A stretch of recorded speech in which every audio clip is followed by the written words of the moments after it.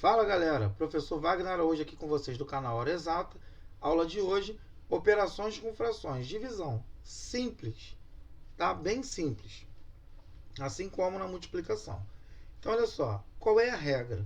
Então olha só, se eu tenho aqui uma fração A sobre B sendo dividida por uma fração C sobre D, uma observação importante, isso aqui é a mesma coisa que a primeira fração repete A sobre B, a segunda fração inverte D sobre C, depois, ao invés de dividir, multiplica. E agora, multiplicar a gente já sabe, é o de cima vezes o de cima e o de baixo vezes o de baixo, ou seja, A vezes D sobre B vezes C. B vezes C. Beleza? A mesma coisa acontece quando as frações estão escritas dessa forma aqui. Ó. A sobre B sobre C sobre D. É uma divisão entre frações. O que a gente faz?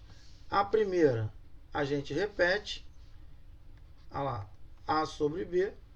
A segunda a gente inverte, D sobre C, e depois multiplica. E multiplicar é o de cima pelo de cima e o de baixo pelo de baixo. Ou seja, A vezes D sobre B vezes C. Então, como exemplo, vou fazer um exemplo para esse e um exemplo para esse. Exemplo.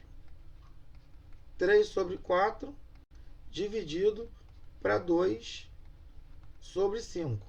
Como que a gente resolve isso? A primeira fração a gente repete, a segunda fração a gente inverte, e depois, ao invés de multiplicar, de dividir, nós multiplicamos. 3 vezes 5, 15. 4 vezes 2, 8. Molezinha. A mesma coisa acontece quando a divisão tem esse formato. Vamos fazer a mesma conta. 3 sobre 4 dividido para 2 sobre 5. A primeira fração a gente repete, que é o 3 sobre 4. A segunda fração a gente inverte e depois multiplica. 3 vezes 5, 15. 4 vezes 2, 8. Agora vem aqui a dica, ó. Uma grande dica que otimiza bastante o nosso tempo. É a seguinte. Vamos supor que eu tenho uma fração A sobre B dividido por C.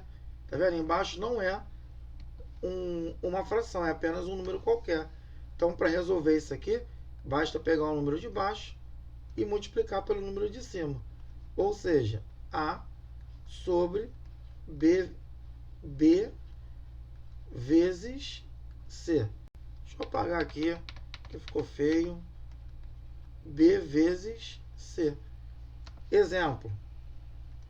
Quanto que dá se eu pegar 3 sobre 7 dividido por 2?